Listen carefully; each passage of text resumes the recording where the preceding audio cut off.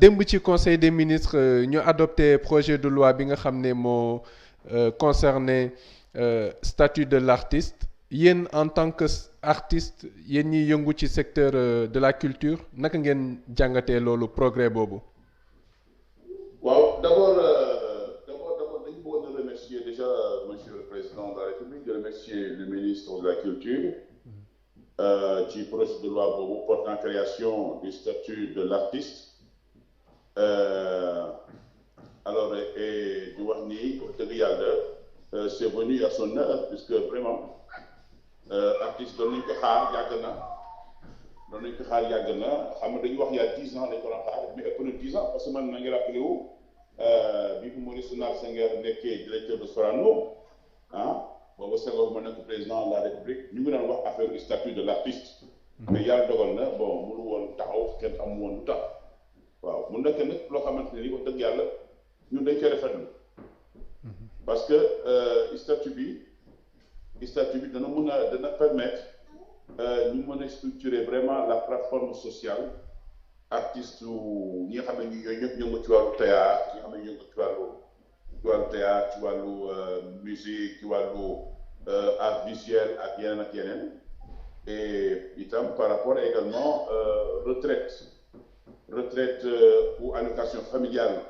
artistes yi nga xamante ne dañuy yëngu ci métier bi te xam ne amuñu pension amuñu dara parce que je pense que le statut de l'artiste mën a jël en charge c'est important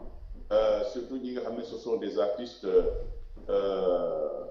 les sculpteurs les peintres ak ñeneen su ma waxee les sculpteurs ak les peintres parce que dama ci am ay xarit yoo xamante ni dañu liggéey bi moo tax sax dégg nga moom ñu amoon ci yenn feebar yi xam nga boo def sculpture en bois nga def sculpture sur pierre alors à force de sculpter évidemment quand c'est la pierre soo amul ay protection dégg nga da ngay inhaler poussière xeer bu fekkee ne peinture bi am na odeur am na toxique boo xamante ne bii boo defee attention da nga koy inhaler soo amul mesure de protection dégg nga su ko defee nag day lakk say poumons alors am na ñu xamante ne ndeysaan dañu mujjee faatu ci yooyu xam nga su fekkoonte ne statut artiste bi taxawoon na jamono yooyu rek konte du am benn souci parce que day ni statut bi da leen mën a permettre état bi jël leen en charge wala ñu dem IPRES jël leen en charge wala yenn structure de santé yi quoi ak yooyu bon quoique maintenant c'est vrai il y a comment dirais-je la mutuelle de santé des acteurs culturels dëgg la mais bi vraiment mooy nekk bi nga xamante ne moo gën a vaste moo gën a impactant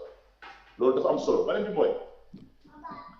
par exemple booy xoolee par exemple au niveau de la société de gestion collective comme vous demee ni que par exemple SODAV SODAV avec normalement la copie privée voilà qui attend aujourd'hui parce que même si projet bi jàll na mais application bi moo des parce que aujourd'hui la copie privée nga xam ne ñi ko seq bari nañu mooy ministère de la culture ministère du commerce ministère de l'économie et des finances danga ma dana mun a tax redevance yi nga xamante ni SODAV da ko war a percevoir ak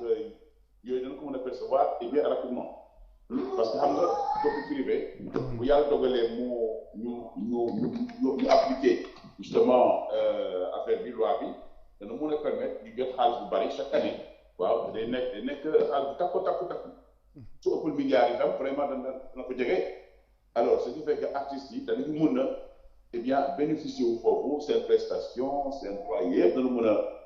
mën a régler foofu alors beneen problème bi mooy la question bi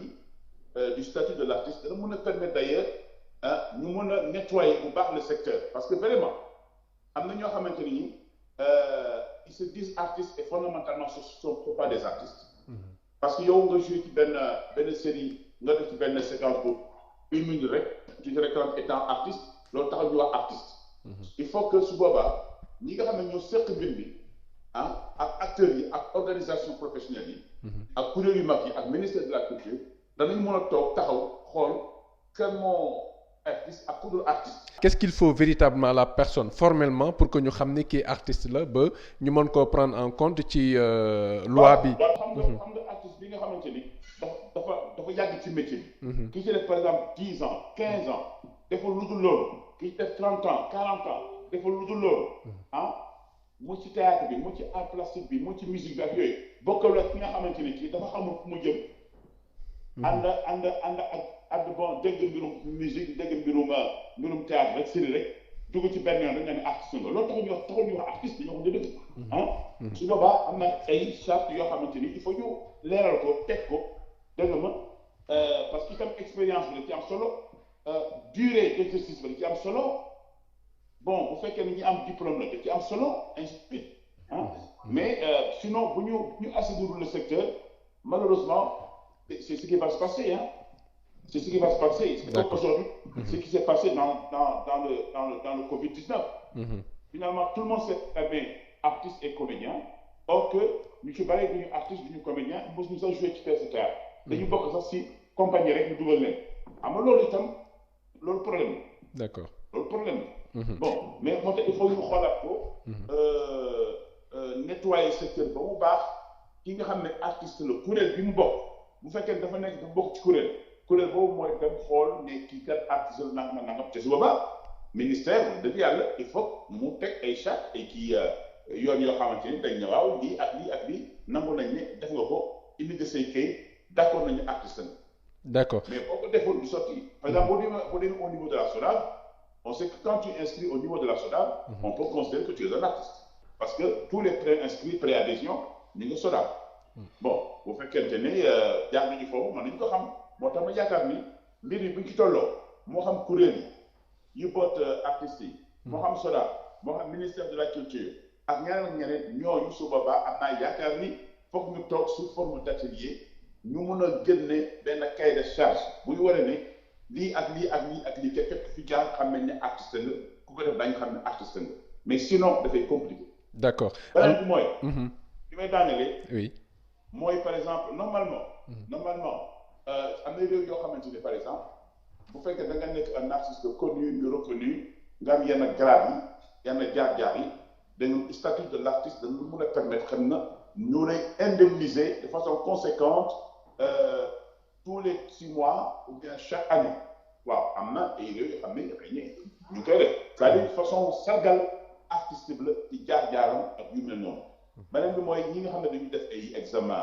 nekkoon ci école de formation yi nekk ay diplômé école des arts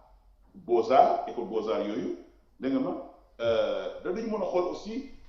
seen diplôme yi naka lañu mën a créer équivalence académique par rapport ak yeneen diplôme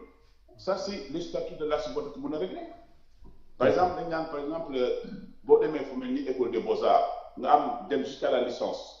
Par exemple, jusqu'à la licence, moi, comme tu fais les arts visuels, moi, tu es dans le secteur du théâtre ou de machin, bu ñu xoolee ce niveau, ce diplôme, dañu mën a am équivalence bi sur le plan administratif, sur le plan comparé aux autres diplômes, dañu mën a xam ne kii kenn wax dëgg yàlla mérité na ko statut bi rafetlu na ko mais liggéey mais ñi am na spécialiste yoo xamante ni li may wax ni damay joxe sama xaar kese mais am na spécialiste yoo xam ne liggéey nañ ci lu yàgg. Dégg nga ma sans faire bruit ba tax na aujourd'hui moo tax affaire bi yegg si ministre de la culture bi ñu koy gërëm di ko sant. D'accord parce que daaw def nañu benn atelier séminaire à Saly voilà Royal je crois Royal la waxtaan fii ci affaire statut bi ni ci gars yi avancé spécialistes yi experts liggéey nañ ci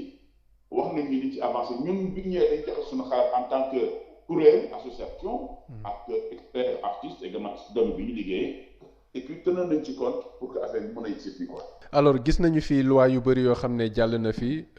mise en œuvre bi xaw a am jafe-jafe par rapport à la rigueur d'application et tout est-ce que am nga yaakaar ci loi bi nga xam ne cette fois-ci moo concerne statut de l'artiste par rapport à l'application par rapport à la rigueur ci mise en œuvre bi. waaw loolu wax naa ci sànq loolu nag mooy problème bi. Bon sama njàngat moo di état bëgg na effectivement saa yu ñu ci valider benn loi mu jaar au niveau de l'Assemblée nationale ñu war a procéder maintenant à l'application de la mise en vigueur de la loi c'est vrai que on constate souvent quelquefois dafay traîner bon on ne peut pas l'amputer à mon avis aux experts ou aux trucs, au ministère, etc. Mais je pense qu'également, quelquefois, dafay dépendre ci vulnérabilité économique État yi day am de sorte que quelquefois il faut ñu def un travail d'équilibre, il faut ñu def un arbitrage boo xam ne bii dana mën a permettre également bu ñu jëlee fële pour ñu yóbbu fële ca des du indi benn rëq-rëq du indi benn déséquilibre sur le plan économique. Je pense que loolu mooy waral souvent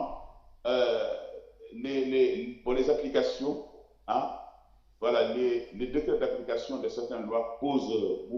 ay problèmes et lenteur. Mais on espère que inchallah bii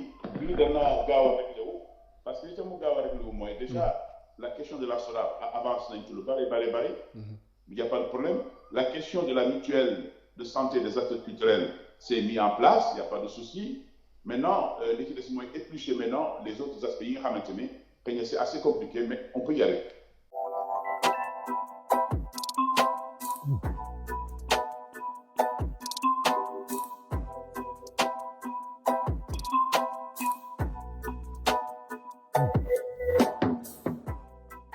cheetetetet mais yow sawaay yow fu ñu la fekk yaa ngi ci kanamu ordinateur bi wala sa kanamu tablette ba sa téléphone portable lu xew mais damay lire ay information